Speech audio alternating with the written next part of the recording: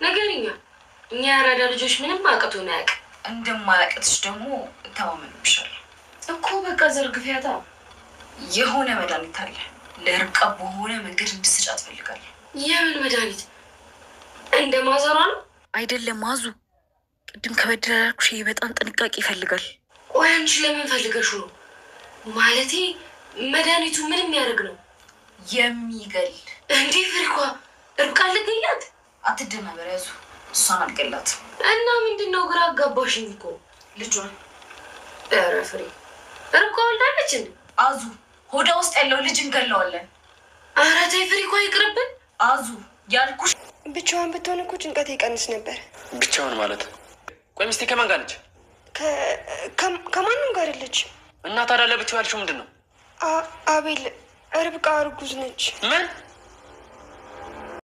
ርብቃ አሁንም በእገታ ላይ ሆና እየተሰቃየች ትገኛለች ከእገታዋ በስተጀርባ እነማን አቀነባበሩት የሚለው ነገር ለአቤል ምንም የተገለጠለት ነገር የለም ሆኖም አሁን ርብቃን እያሰበ በጣም እየተመሰለሰለ ነው የኔ ፍቅር ስላንቺ እንዴት ሊሆን ይያለም ያንዳንዱ እስካሁን የመጡባቸውን ጉዞዎች በማስተዋወስም በከፍተኛ ጭንቀት ላይ ይገኛል ታዲያ ከርብቃ መጥፋት በስተጀርባ ምናልባትም እማዬ አንቺ አሳግተሻት ሊሆን ይችላል ይያለም እናቱን እየጠየቃት ነው እናቱም ሁለተኛ እንደዚህ አይነት ነገር እንዳታነሳብኝ በማለት መረር ብለው እየጮሁበት ነበር በሌላ በኩል ሪቻ አሁን ርብቃ ነፍሰ ጡር እንደሆነችም ነግረዋለች ብቻዋን ብትሆን እኮ ይሄን ያህል ባልተጨናነቅኩ ነበር ነገር ግን ርብቃ ነፍሰ ጡር መሆኗ ከምንም በላይ አሳስቦኛል የሚል ነገርም ተናግራለች አቤል እስካሁን የማያውቀውና ድብቅ ሆኖ የቆየውን ነገር በስከመጨረሻም ተረድቶታል አሁን ርብቃ ሁለት ነፍሷን በእገታ ላይ እየተሰቃየችና ብዙ ፈተናዎችን እያሳለፈች ትገኛለች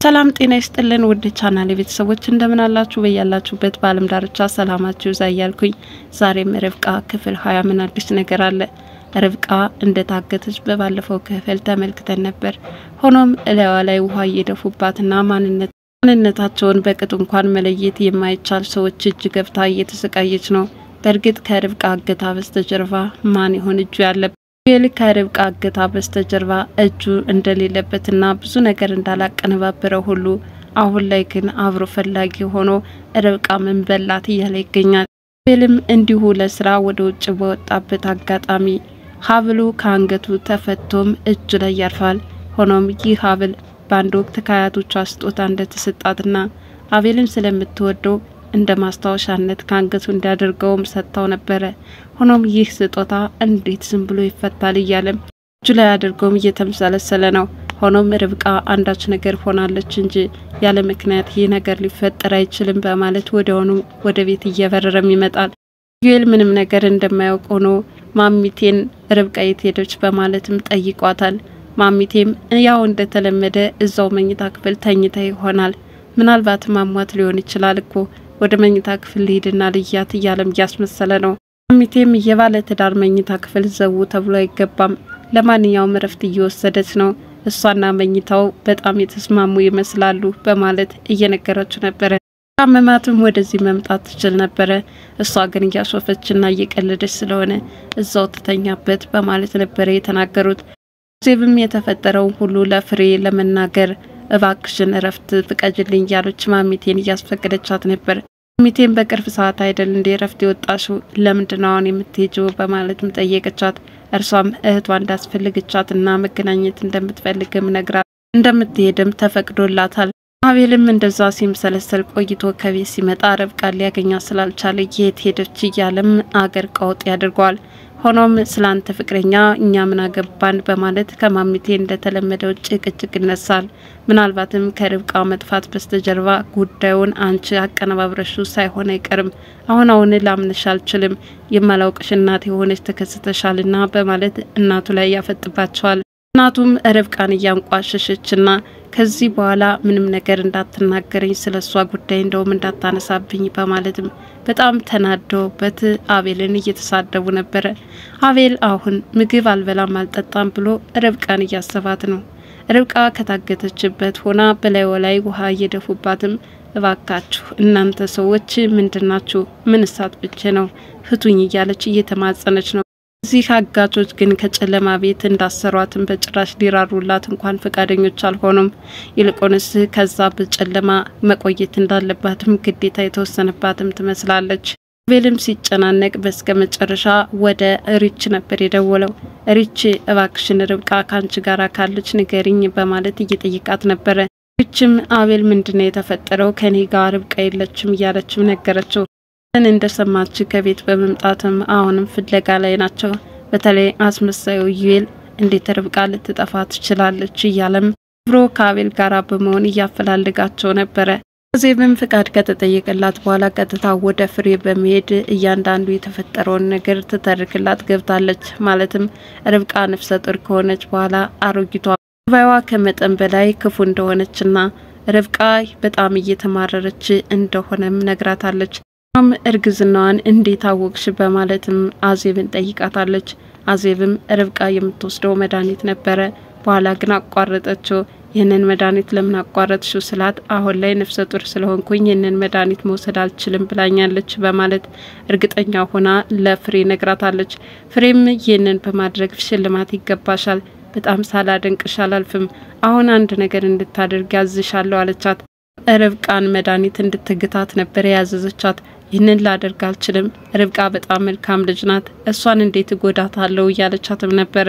እሷን ሳይሆን እንድትጎጅ የፈለኩት ያረገዘችውን ጽንስ ነው። ምን እንድታደርጊ እኮ ነው እኔና አንቺ ተስማምተን ወደዛ ቤት እንድትገቢ ያደረግኩሽ እያለችም ያስገድደቻት ነበረ። ያንቺ ገንዘብ ይቅርብኝ እንጂ ርብቃን መጉዳት አልፈልግም በማለትም አዜብ እየተከራከረቻት ነበር።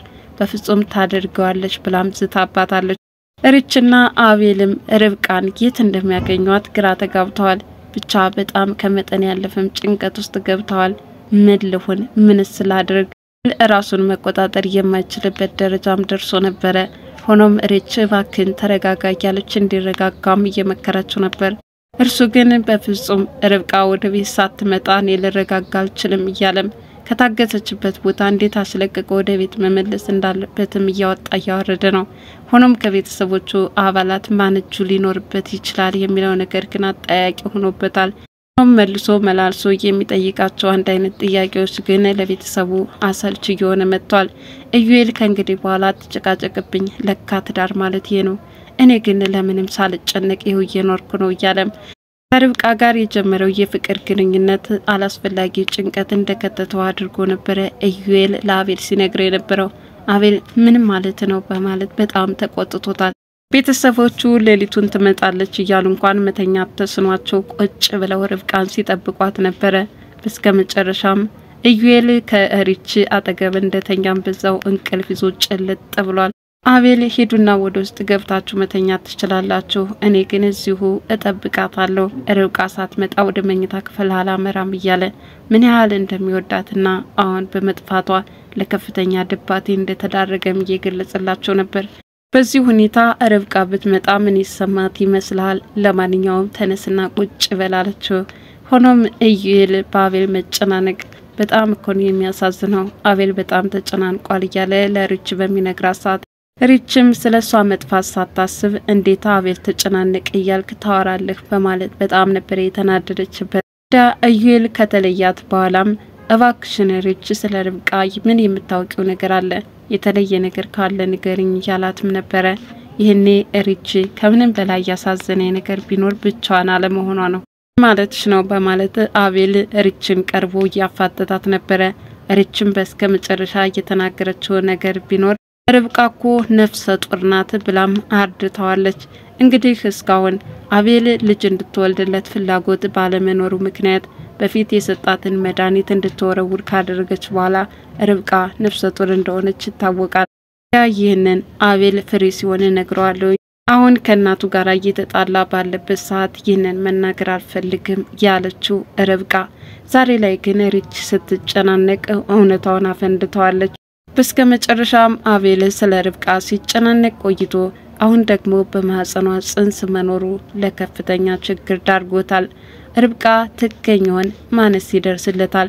ማሚና ዩኤል አብረው አቀነባበሩት እንዳይባል አሁን ማሚ አብራ ፈላጊ ሆናም ተከስታለች። የቤታቸው ሌላኛዋ ፈተና ሆና የተከሰተችው በሰራተኛው አማካኝነት የተገለጸችው ፍሬ ናት። በማህፀኗ ያለውን ጽንስ ካልገደልኩ እያለች ርብቃን እየተፈታተነቻት ትገኛለች። አሁን ላይ በእገታ ስትገኝ ከእገታ ብትወጣም ርብቃ ፈተናዋ ቀጣይነት እንዳለው እዚሁ አመላካችነት ነው። የፍሬ እጆች በሰራተኛዋ በኩል መገለጧ በነ አቤል ዘንድ ይጋለጥ ይሆን? አብረን የምንመለከት ይሆናል።